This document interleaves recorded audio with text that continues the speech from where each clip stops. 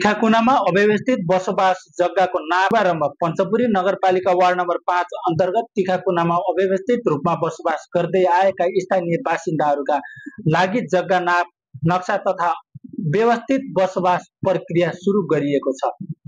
आज मिति 2082 जेठ 25 गते उक्त कार्यको औपचारिक शुभारम्भ गरिएको कार्यक्रमको उद्घाटन पञ्चपुरी नगरपालिकाका नगर प्रमुख लालवीर भण्डारीज्यूको प्रमुख आतिथ्यमा सम्पन्न भएको थियो। उद्घाटन सत्रमा बोल्दै भण्डारीले अव्यवस्थित बसोबासमा समस्याहरू दीर्घकालीन रूपमा समाधान गर्न नाप नक्सा तथा कानुनी प्रक्रिया अनिवार्य रहेको उल्लेख गर्दै यो पहल पञ्चपुरी नगरपालिकाको जीवनस्तर सुधारमा सहयोग पुग्ने विश्वास व्यक्त गर्नुभएको थियो।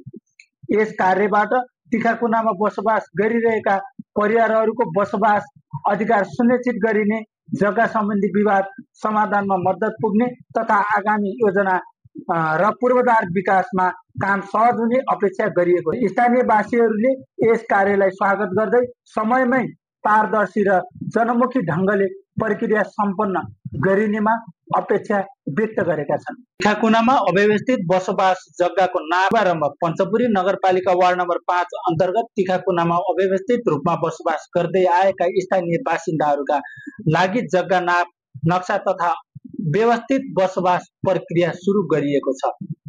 आज मिति 2082 जेठ 25 गते उक्त कार्यको औपचारिक शुभारम्भ गरिएको कार्यक्रमको उद्घाटन पञ्चपुरी नगरपालिकाका नगर प्रमुख लालवीर भण्डारीज्यूको प्रमुख आतिथ्यमा सम्पन्न भएको थियो।